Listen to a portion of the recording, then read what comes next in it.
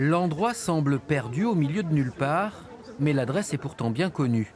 Pour déguster les gambas élevées dans les anciens marais salants du Médoc, les touristes arrivent chaque été de la France entière. Guide de Routard, il me semble. Ouais, je crois. Il y a plusieurs années, mais il y a plusieurs années, donc je me Ça souviens. doit faire 7-8 ans qu'on vient une fois par an. Tous les ans, on se régale. On vient carrément 2 fois. On viendra certainement dans 15 jours. Parce qu'on reste là en général 1 mois, là, sur Soulac. Donc le secret pour avoir le croquant, c'est les avoir vivantes. Jean-Marie Berthet applique sa recette depuis 14 ans. Après avoir tenté la vente sur les marchés locaux, cet aquaculteur girondin a décidé de se mettre au fourneau pour écouler sa production au meilleur prix. Alors après, on va flamber au whisky. Entre 1,5 tonne et 3 tonnes de gambas sont flambées ici chaque été. Il faut que l'on ait tout vendu, tout pêché avant les premières gelées. Alors les premières gelées, ça peut être mi-octobre, ça peut être mi-décembre, ça dépend des années. Mais comme c'est une espèce tropicale, elle ne supporte pas le froid et dès que la température de l'eau diminue, elle meurt.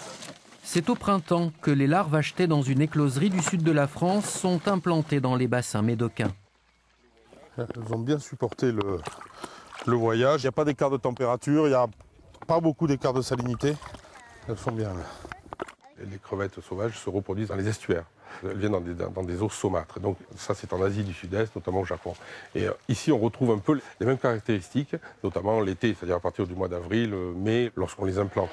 L'été, la ferme aquacole emploie 6 personnes pour la guinguette, mais aussi pour la pêche. Le dernier client à peine parti, Jean-Marie Berthet profite de la nuit pour récolter les 35 kilos de crevettes qu'il servira dès le lendemain. Oui, c'est pas mal.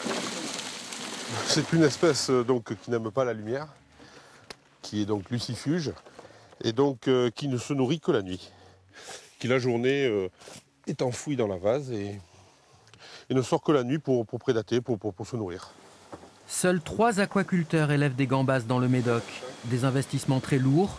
Pour rentabiliser leurs installations, Jean-Marie Berthet et ses collègues se lanceront d'ailleurs dès l'automne prochain dans l'affinage d'huîtres dans les marais salants girondins.